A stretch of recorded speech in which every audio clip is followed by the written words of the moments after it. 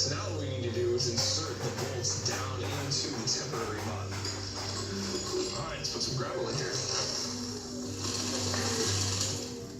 We're going to take the top washers and nuts and tighten them down. This will create a compressive force that binds all of the gravel together. This will replicate the forces at work when bolts are inserted into a crumbling rock ceiling. I'm optimistic. I'm optimistic this is going to work.